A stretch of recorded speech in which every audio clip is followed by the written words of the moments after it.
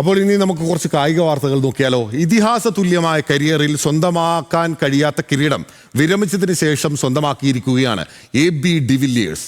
ലോക legends cricket championship ഫൈനലിൽ AB ഡിവിയുടെ century കരുത്തിൽ പാകിസ്ഥാനെ 9 വിക്കറ്റിനാണ് ദക്ഷിണാഫ്രിക്ക തകർത്തിട്ടുള്ളത്. സ്പോർട്സ് ഡെസ്കിൽ നിന്ന് ഖിലാഫ് അഹമ്മദ് നമുക്കൊപ്പം ചേരുകയാണ്. ഖിലാഫ്, വളരെ വാശിയേറിയ മത്സരം നടക്കുമെന്ന ഒരു പ്രതീക്ഷ തന്നെ ഉണ്ടായിരുന്നു.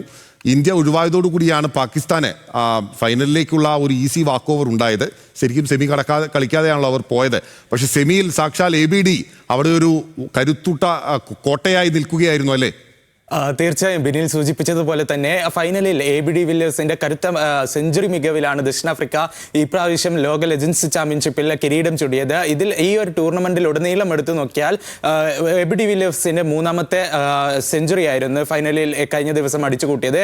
കൂടാതെ അർദ്ധ സെഞ്ചുറി ഉണ്ട്. ഈ ടൂർണമെന്റിൽ മികച്ച ഒരു പ്രകടനമാണ് താരം കാഴ്ചവെച്ചത്. ഇതിൽ ഓർക്കുക, 41 വയസ്സ് ആയ ഒരു താരമാണ് മികച്ച രീതിയിൽ ഇപ്പോഴും ബാറ്റ് ചെയ്യുന്നത്.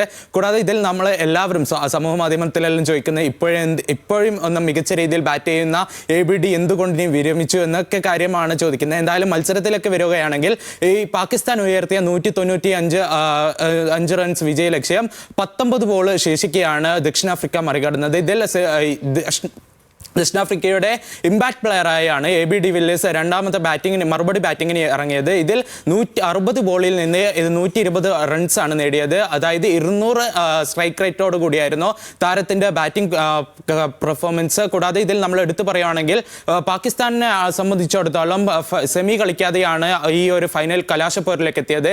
ഇന്ത്യ ആയിരുന്നു സെമിയിൽ പാകിസ്ഥാന്റെ എതിരാളികൾ. നിരവധി വിമർശനങ്ങളും അതേപോലെ തന്നെ മറ്റ് കാര്യങ്ങളെല്ലാം ചൂണ്ടിക്കാട്ടിയ ഇന്ത്യ ഒഴിവാകുകയായിരുന്നു. ഇതേ തുടർന്നാണ് പാകിസ്ഥാൻ ഈ ഒരു ഫൈനലിലേക്ക് എത്തുന്നത്. എന്തായാലും ഇതിൽ നമ്മൾ എടുത്തു പറയേണ്ട മറ്റൊരു കാര്യം എന്ന് പറയുന്നത് AB ഡിവില്ലിയേഴ്സിന്റെ കന്നി കിരീടമാണ്. ഈ IPL-ലും അതേപോലെ തന്നെ വ്യക്തിപരമായും അതേപോലെ തന്നെ ഈ ഒരു വ്യക്തിഗത റെക്കോർഡുകളൊക്കെ ഉണ്ടെങ്കിലും ഈ ഒരു കിരീടം എന്ന കിരീടം ABDക്ക് ഉണ്ടായിരുന്നില്ല.